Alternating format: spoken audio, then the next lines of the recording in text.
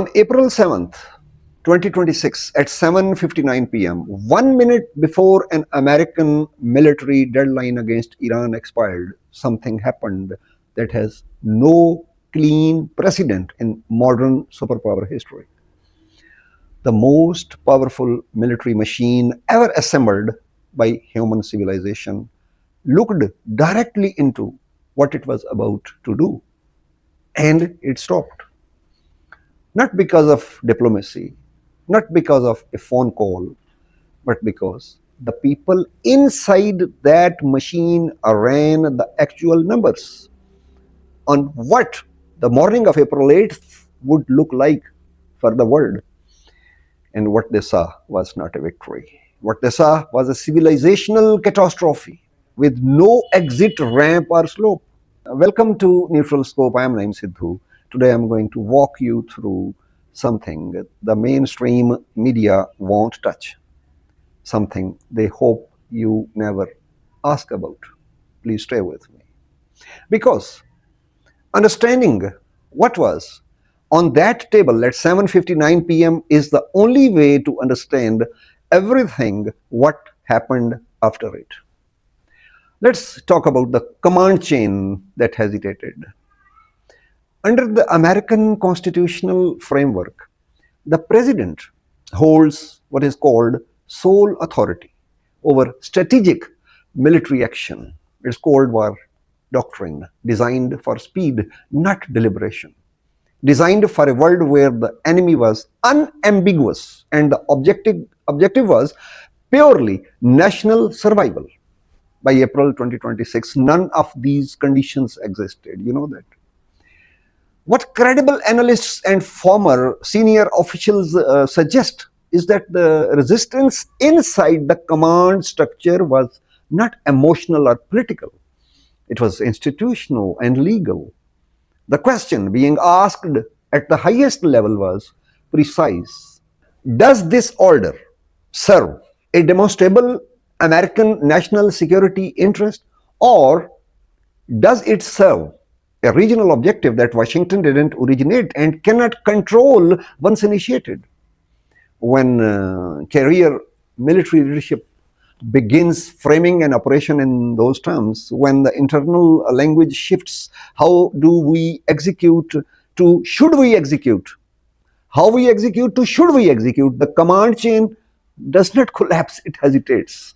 And in the history of great power confrontations, that hesitation is often the only thing standing between a crisis and a catastrophe. Let's talk about the weight on the table and the consequences they saw at 7:59 calculus. Why the system stopped the peace headlines, missed the cold reality that the decision makers were actually staring at. A large-scale assault on Iran was never a contained regional event. It was a global death sentence. Number one point, atmospheric fallout. Iran's strategic geography ignores political borders, and atmospheric modeling confirms that industrial destruction on this scale, releasing petrochemical contaminants and long-range particulate matter would follow prevailing winds eastwards. We aren't just talking about Middle Eastern smog. We are talking about radioactive and chemical plume descending upon the agricultural heartlands of South Asia. This was a subcontinental food security crisis, measured in years, not months. Number two, energy deadlock. The Strait of Hormuz handles 20% of global oil.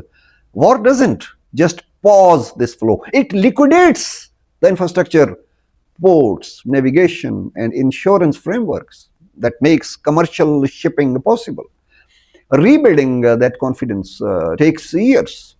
Every economy dependent on energy absorbs this shock simultaneously, but the global south, lacking any buffer, absorbs it first and worst. Now let's talk about the agricultural cascade. Energy and food are the same system at different stages. As oil passes $200 per barrel, fertilizer production an energy-intensive industry spikes instantly.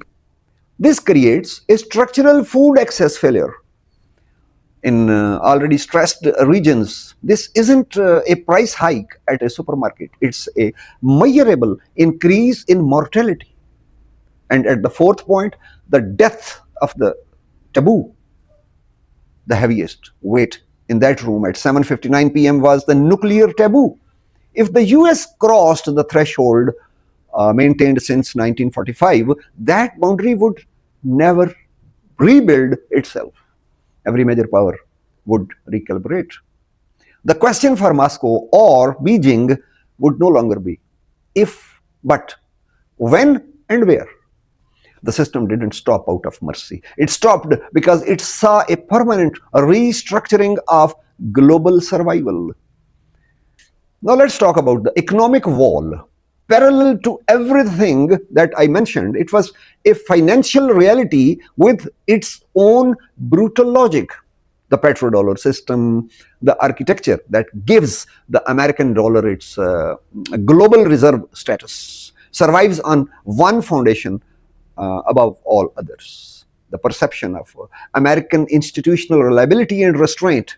A superpower that uses maximum force to resolve a regional energy dispute doesn't emerge from that decision as a hegemon.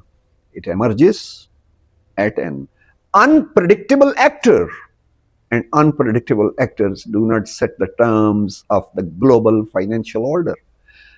The BRICS financial realignment, however, incomplete, gains permanent legitimacy the moment Washington acts outside recognized international boundaries.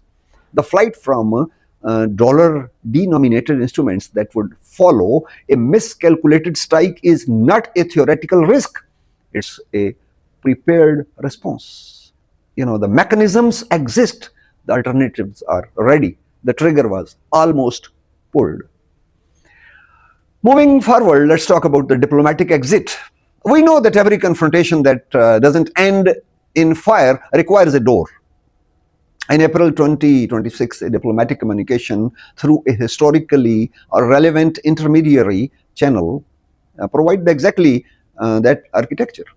A structured framework around which both parties could organize a pause that neither side had to publicly call it retreat. That's not unusual. The Cuban Missile Crisis ended through the back channel. Both sides deliberately underplayed for decades. What matters is not the identity of the messenger. What matters is that both parties had sufficient interest in using the exit, and that the catastrophic consequences sitting on the table made that interest overwhelming. The door opened for now. Well, moving forward, the Hormuz trap, it's not peace. How? Let me explain very briefly. Here's what the peace headlines will not reveal. Iran's primary leverage throughout this crisis, it was the Strait of Hormuz. A ceasefire is expected to reopen, and that expectation is precisely the trap.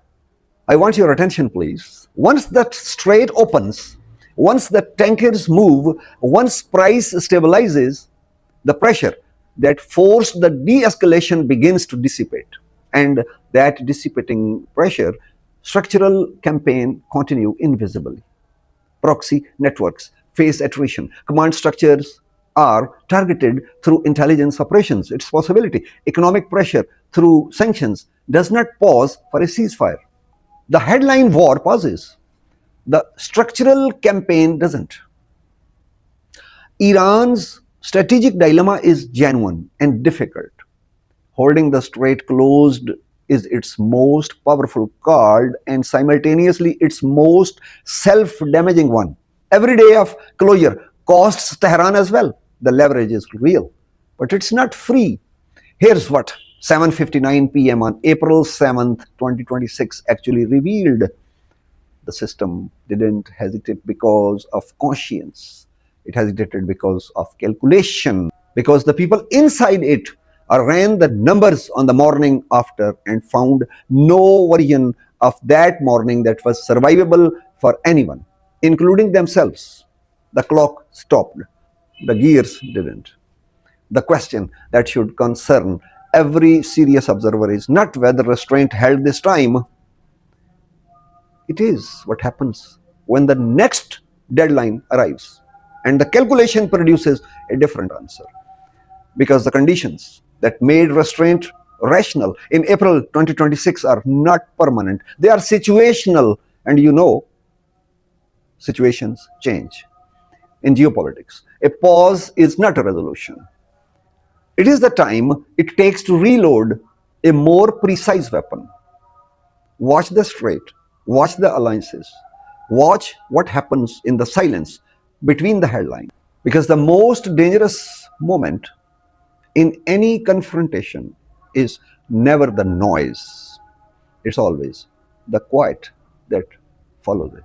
If you made it this far, you are not a spectator. You are someone who wants to see past the illusion. If this analysis added even a little clarity to your understanding, then I ask for your encouragement, and that encouragement is subscription, a like, a share. And please write your opinion, even few words, because the system survives on our silence. Let's break it. I'm Naeem Sidhu. Thank you for staying with me.